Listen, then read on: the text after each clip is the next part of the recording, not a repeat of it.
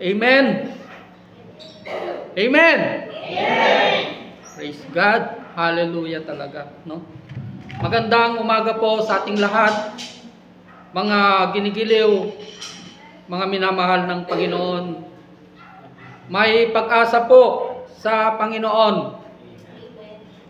Ang ibabahagi ko po sa inyo sa umagang ito ay ito ang isang salita na nabanggit po ng ating Panginoong Hesukristo sa kanyang mga lagad. At ito rin po ang sinasabi sa atin ngayon ng ating Panginoong Hesukristo. Ito ay isang bagong utos. Ano kaya ang bagong utos na ito na sinasabi ng ating Panginoong Hesukristo, mga ginigiliw? Pero bago po natin himay-himayin ang bagong utos na ito, mga ginigiliw, ibabahagi ko muna sa inyo kung bakit napakahalaga ang Pasko, mga ginigiliw. Alam ko po na hindi lahat ay nakikinig sa mga ibinabahagi ko po sa Facebook account ko. Just to give you some tidbits of information kung bakit may Pasko, no? Alam nyo, mga ginigiliw, may nabalitaan na ba kayo na kahit isang mahirap na tao ay ipinanganak sa isang sabsaban? Alam nyo yung sabsaban? Isang koral na kung saan doon nila inilalagay ang kanilang mga alagang hayop. Opo, wala pa akong nabalitaan na kahit isang napakahirap na tao ay ipapanganak sa isang koral ng mga hayop, sa isang sabsaban, mga ginigiliw. Opo. Yung mga iba ay pinanganak sa St. Paul, di ba? Sa mamaling ospital, sa CBMC. Opo. Sa magagandang tahanan. Opo. Pero ang lumikha ng langit at lupa, mga ginigiliw, siya ay ipinanganak at isinilang sa isang koral ng mga hayop, mga ginigiliw. Alam niyo po, 1,000 taon po ang nakalipas na hinintay ng tao ang pagdating ng Kristo ng ating Panginoong Diyos, mga ginigiliw. Marami po ang hindi nakakilala sa pagdating ng ating Panginoong Hesukristo, mga ginigiliw. Ang isa na hindi nakakilala ng kanyang pagdating ay walang iba kundi ang nag-aral ng kanyang pagka-Diyos, mga ginigiliw. Walang iba kundi yung mga tagapagturo ng kautusan at mga pare, mga ginigiliw. Hindi nila kinilala ang pagdating ng Mesaya, mga ginigiliw. Dahil ang alam kasi nila na darating na Mesaya, siya ay isang parang si David, isang mayaman, maraming tauhan, isang hari. Pero yung inaasahan nila, mga ginigiliw, baliktad. Isang hamak na lingkod. Di ba? Servant na ipinanganak sa sabsaban, mga ginigiliw. Di ba? Bakit ko sinasabi ito, mga ginigiliw? Alam nyo, kung nagkatawang tao ang Diyos na mayaman, do you think na mararanasan niya kung ano yung pinagdadaanan mo ngayon? Yung hirap na pinagdadaanan ng tao, naranasan niyang nagutom, naranasan niyang nauhaw, naranasan niyang umiyak. Lahat ng hirap na pinagdadaanan mo at pinagdadaanan ko, naranasan lahat ito ng ating Panginoong Hesukristo nung siya ay nagkatawang tao mga ginigiliw. Kaya't alam niya, naranasan niya kung ano yung hirap na pinagdadaanan natin, mga ginigiliw. Pero kung nagkatawang tao ang Diyos na mayaman, do you think na alam niya kung ano yung nararanasan natin ngayon? Na hirap. Hindi yung hirap sa paggawa ng kasamaan, ha? Mga ginigiliw, kundi ito yung hirap ng pagsunod po natin sa ating Panginoong Hesukristo, mga ginigiliw. Opo. Alam niyo kung nagkatawang mayaman ang ating Panginoong Hesukristo, hindi niya alam ang mga pinagdadaanan natin. Andun lang siya, nag-uutos, kumakain ng masarap sa kanyang kaharian. Di ba? Opo. Pero hindi po. Naranasan niyang maging mahirap upang tayo ay magiging mayaman. Sabi po ng salita ng Panginoon, mga ginigiliw. Kaya dito, no?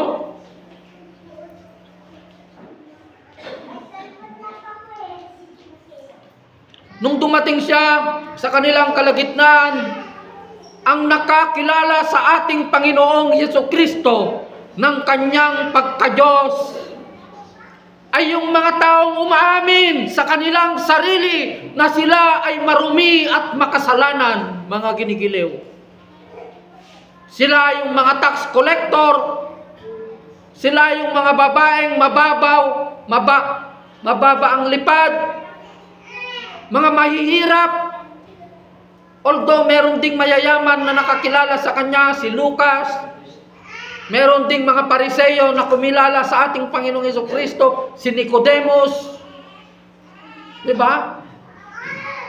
Pero yung mga nag-aral ng kanyang pagka-Diyos, hindi nila nakilala, bagkus sila pa mismo ang nagpapako at nag-udyok sa kanya upang ipako sa krus, mga ginigiliw. Kaya alam nyo, kung walang Pasko, hanggang ngayon, nakagapos pa rin tayo lahat sa kasalanan. Salamat dahil may Pasko. Salamat dahil dumating ang ating Panginoong Hesukristo upang tubusin niya tayo sa ating mga kasalanan, mga ginigiliw. Opo. Kaya nga po, meron po akong binabanggit doon sa mga sineshare ko po na yung mga nagsasabi ng Panginoong Hesukristo, hindi nila ginugunita yung December na kapanganakan ng ating Panginoong Hesukristo. Sasagutin ko po ito hindi sa aking opinyon. Sasagutin ko po ito ayon sa karunungan na ibinigay sa atin ng Panginoon. Kapahayagan ng ating Panginoon, mga ginigiliw. Tama po yung sinabi nila na hindi po December 25 ang kapanganakan ng ating Panginoong Hesukristo. Hindi po ito nakatala sa Biblia, mga ginigiliw, ang December 25. Pero ang December 25 na yan, mga ginigiliw, sumisimbolo lamang na ipinanganak ang ating Panginoong Hesukristo. Pero hindi natin alam kung December 25 nga ipinanganak ang ating Panginoong Hesukristo, mga ginigiliw. Hindi natin alam. Pero may Pasko. Opo, kaya nga ginugunitan natin ang Pasko dahil dumating ang ating tagapagligtas, mga ginigiliw at minamahal ng Panginoon. Kaya nga kung walang Pasko, nakagapos pa rin tayo sa kasalanan. Lahat tayo, napahamak pa rin tayo, mga ginigiliw. Opo. Kaya, dito, umpisahan na po natin pag-aralan ang bagong utos na sinasabi sa atin ngayon ng ating Panginoong Hesukristo, mga ginigiliw. At yung utos na ito, meron din kaugnayan sa sinasabi ko, sineshare ko sa inyo ngayon na Pasko, mga ginigiliw. Alam nyo kung bakit sinabi ito ng ating Panginoong Hesukristo, isang bagong utos Ang ipapahayag ko sa inyo, ang sasabihin ko sa inyo, sabi niya po sa atin sa umagang ito, mga ginigiliw. Actually, yung utos na ito, sinabi na po ito ng ating Panginoong Diyos in the Old Testament. Pero, yung mga tagasunod ng ating Panginoong Jesucristo, inulit niya pong sinabi yung bagong utos na ito. Bakit kaya? Ano kaya ang nakapaloob sa bagong kautusan na ito na sinasabi ng ating Panginoong Jesucristo, mga ginigiliw? Ang isang kadahilanan kung bakit sinabi ng ating Panginoong Jesucristo ang bagong utos na ito, dahil hanggang ngayon, mula noon hanggang ngayon, marami pa rin ang nakagapos sa mga kautusan na yan ng tao, ritual at alituntunin ng tao, superstitious belief, na nakapaloob sa 630 laws na hanggang ngayon pinapraktis pa rin ng mga ibang Kristiyano, mga ginigiliw. Bawal magtrabaho ng Sabat. Ang daming bawal. Pero hindi bawal mambabae, hindi bawal magbisyo, hindi bawal magmura, hindi bawal gumawa ng kasalanan. Ang daming bawal lang sinasabi nila. Di ba? Hindi bawal ang gumawa ng mabuti kapag araw ng Sabat. Mabuti para kay Kristo, hindi mabuti para sa atin. Mga ginigiliw.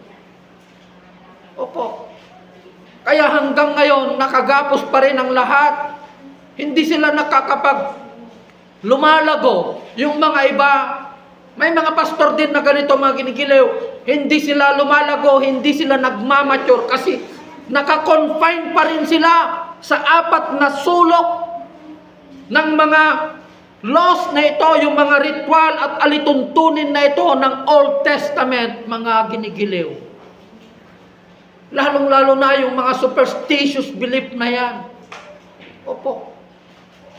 Na pinapaniwalaan pa rin ng tao, ng mga Kristiyano, mga ginigiliw. Alam nyo, kung pinapaliwalaan nyo pa rin yung mga ritual, yung mga superstitious belief na ito, ibig sabihin, hindi kayo naniniwala sa kapangyarihan ng salita ng Panginoon, mga ginigiliw. Kung hindi po ito nakatala sa salita ng Panginoon, huwag nyo pong paniwalaan.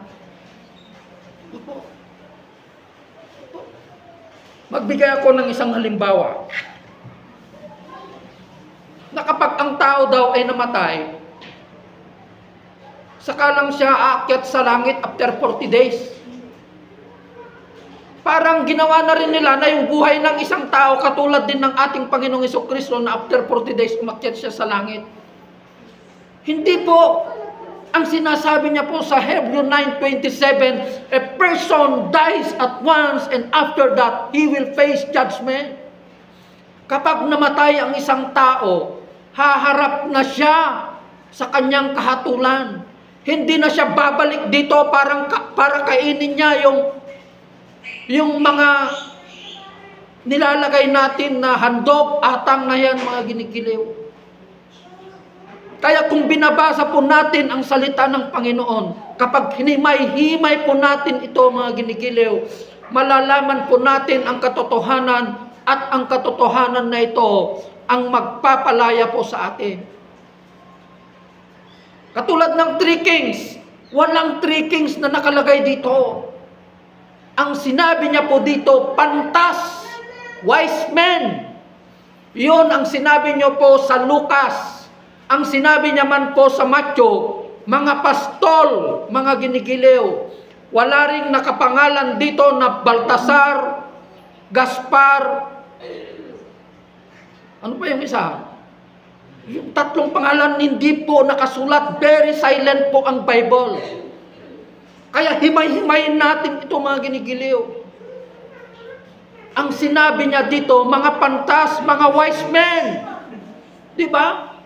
Opo. mga pastol, mga ginigiliw. Kaya, bago natin paniwalaan ng isang bagay, di ba? Basahin natin ang salita ng Panginoon. Opo. Kung nakatala dito o hindi, mga ginigiliw. Ano nga ba yung bagong utos na ito na sinasabi ko po sa inyo at sinasabi po sa atin ngayon ng Panginoon, mga ginigiliw? Basahin po natin ang salita ng Panginoon. Ito po ay matatagpuan po sa Juan 13:34. Isang bagong utos ang ibinibigay ko sa inyo ngayon.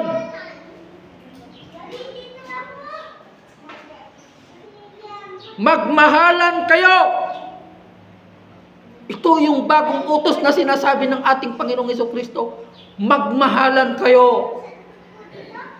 Kung paano ko kayo minahal, gayon din naman magmahalan kayo. Kung kayo'y may pagmamahal sa isa't isa, makikilala ng lahat na kayo nga'y mga alagad ko, mga ginigiliw.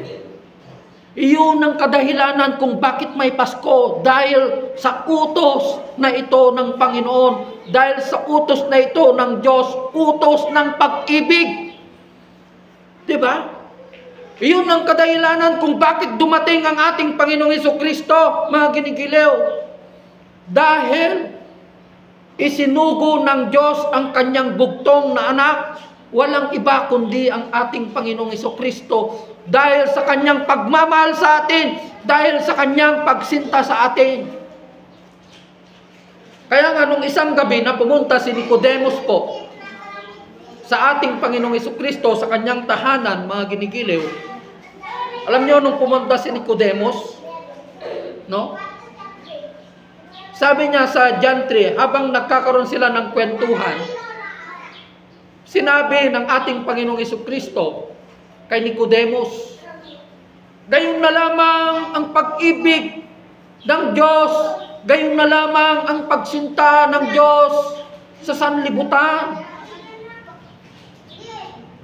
Alam niyo, si Nicodemus sa oras na yon, ilagay natin sa, andun tayo sa kwento na yun that we are a part of that story. Kung ikaw na pinili ng Diyos na kanyang bayan, ano ang sasabihin mo? Kasi si Nicodemus, sila ay mga Hudyo, sila ay mga Pariseo, sila ay mga Israelita. Sila yung pinili ng Diyos na kanyang bayan. Pero sa oras na ito, ang isang guro na kaharap ngayon ni Nicodemus, hindi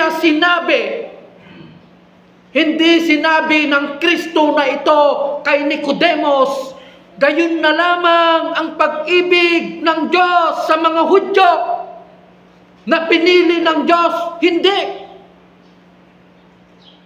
Ang sinasabi ng guro na ito, gayon na lamang ang pag-ibig ng Diyos sa mga makasalanan. Sa sanlibutan. Bakit kaya, ano kaya ang sasabihin ni Nicodemus sa tagpo na yon nung sinabi ng ating Panginoong Jesucristo sa kanya na hindi lang sila ang sinabi ng ating Panginoong Jesucristo na kanyang bayan, na kanyang minahal, kundi yung mga makasalanan sa sanlibutan, pangkalahatan, mga ginigiliw. Na supposed to be, sila dapat ang makikinabang sa awa at grasya na ito ng Panginoon. Yung pagmamahal na ito, yung utos na ito, yung bagong utos na ito na sinasabi sa atin ngayon ng ating Panginoong Jesucristo, mga ginigiliw. Salamat dahil sa katigasan ng ulo ng mga Israelitang ito, ng mga Hudyong ito, dahil sa pagtakwil nila sa ating Panginoong Jesucristo sa kanilang bayan, tayo na isang hentil ang nakinabang sa grasya at awa na ito ng Diyos, mga ginigiliw. Kaya't sinabi ng ating Panginoong Jesucristo, gayon na lamang ang pag-ibig ng Diyos sa mga makasalanan sa sanlibutan, at ibinigay niya ang kanyang buktong na anak, na sino mang sumampalataya sa kanya ay magkaroon ng buhay na walang hanggan, mga ginigiliw. Kaya nga po, alam nyo, may sinabi po ako kay Brother Harold, magpasalamat ka sa Panginoon, sabi ko sa kanya. Sa 7 bilyon na tao dito sa balat ng lupa, ang lumikha ng langit at lupa, pinagkatiwalaan kanya ng kanyang salita. Hindi lahat pinagkatiwalaan ng Diyos ng kanyang salita, mga ginigiliw. Opo. Maraming mayayaman, matataas ang pinag-aralan, pero ayaw nilang pakinggan ang salita ng Panginoon. Ang ginodiyos nila, mga ginigiliw, ay yung sarili nila.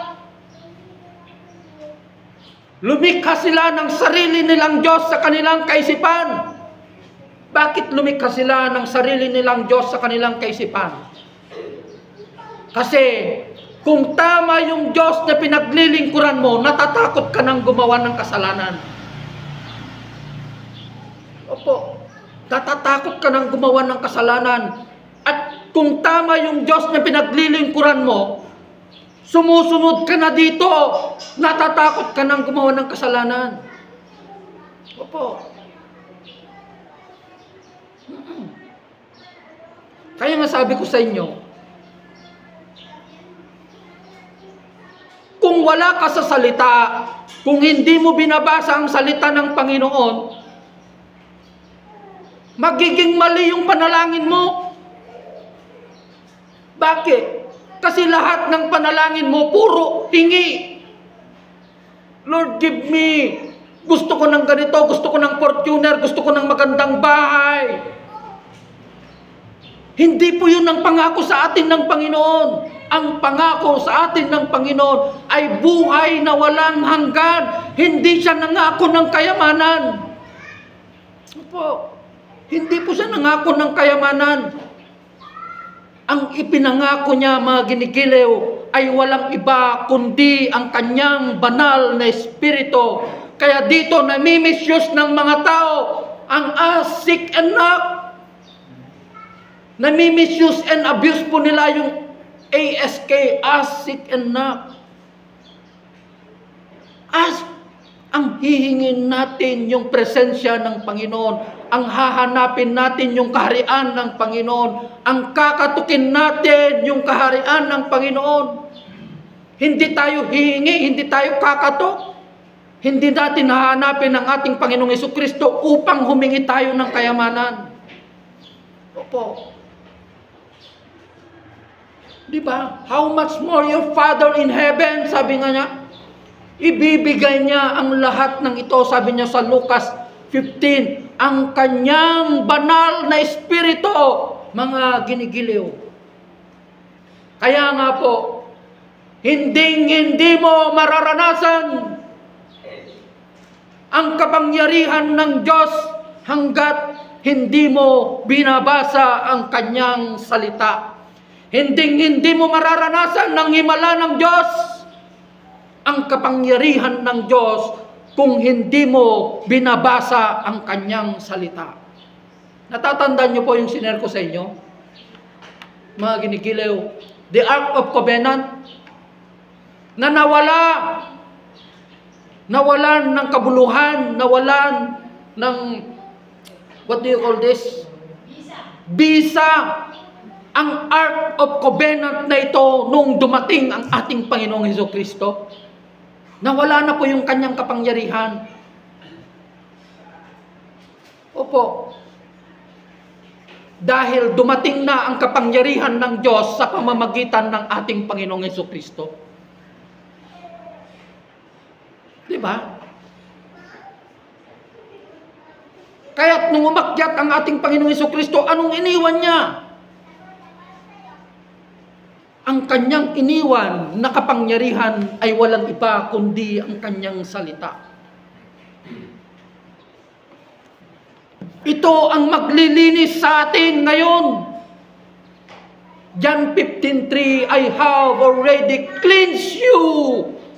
Nilinis na kita, I have already cleansed you by the word and by the teachings I have spoken to you. Sabi po ng ating Panginoon.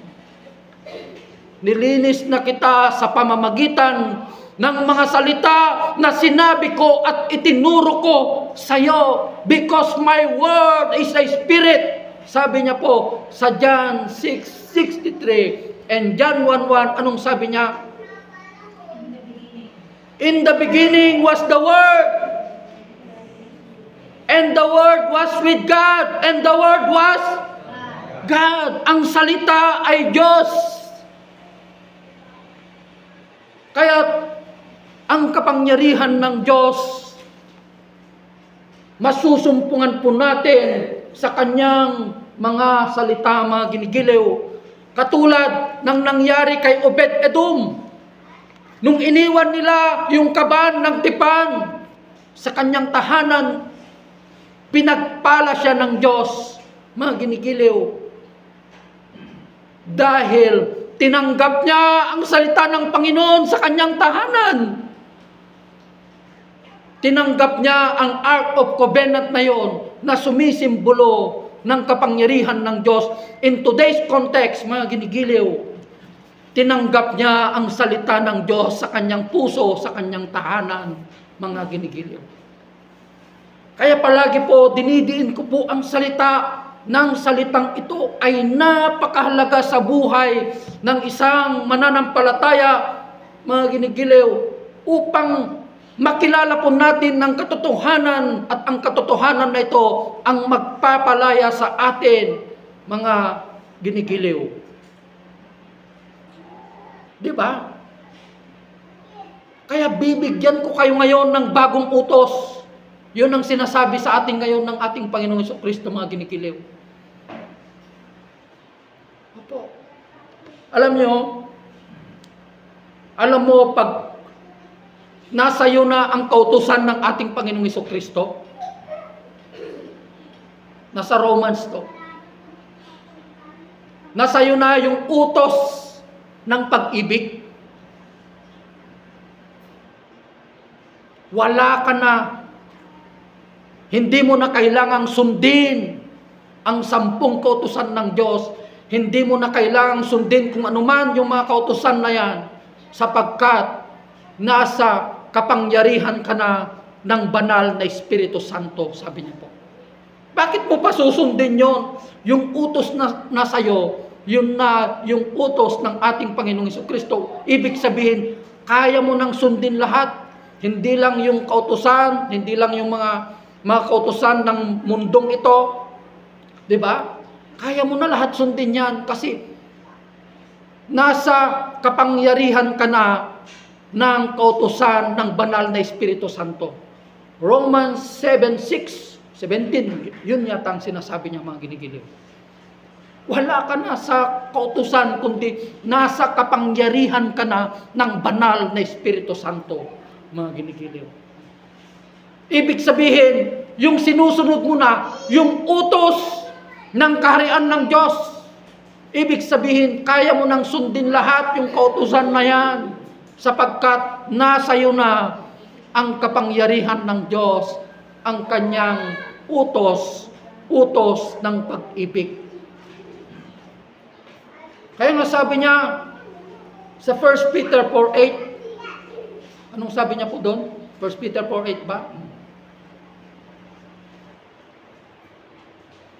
That yung pagmamahal na yan, mga ginigiliw, ay covers a multitude of sins, sabi niya. Opo, nakakapawi ng maraming kasalanan ng pag-ibig, sabi niya. Love covers a multitude of sin, sabi niya po. Sa 1 Peter 4:8.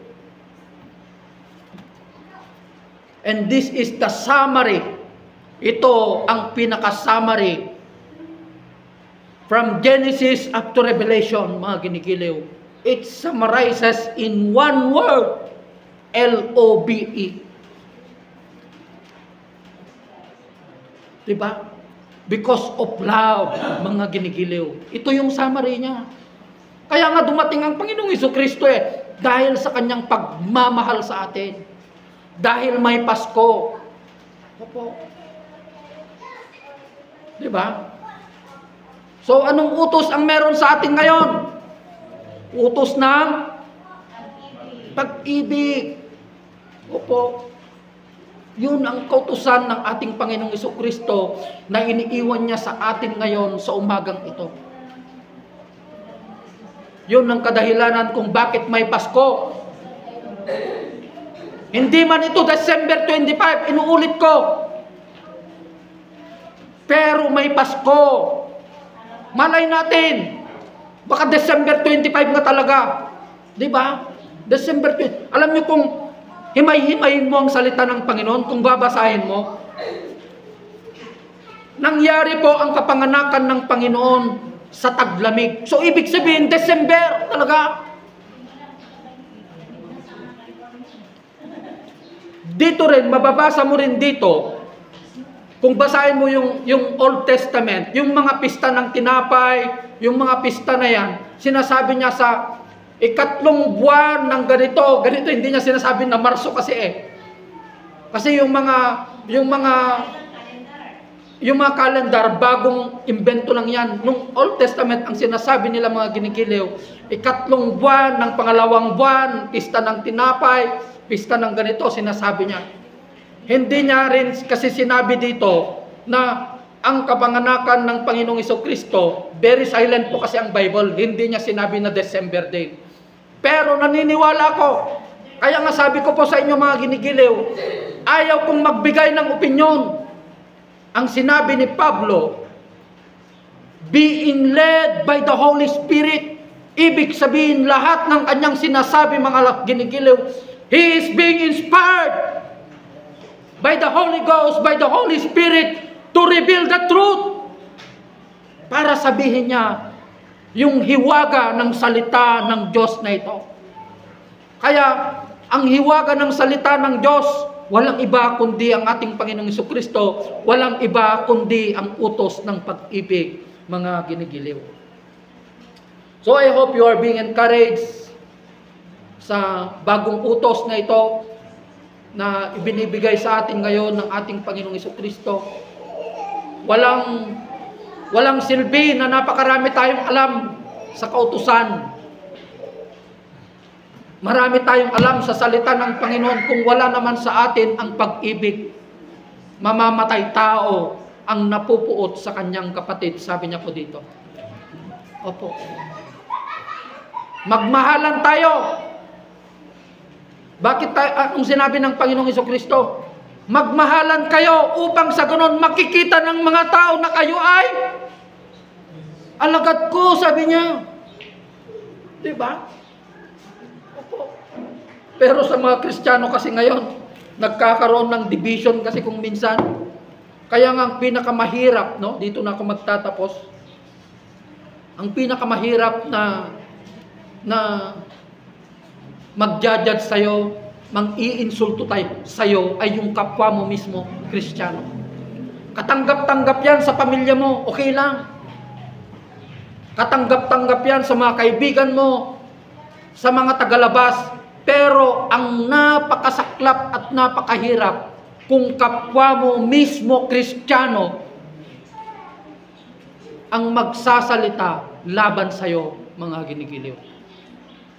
Opo. Magandang umaga.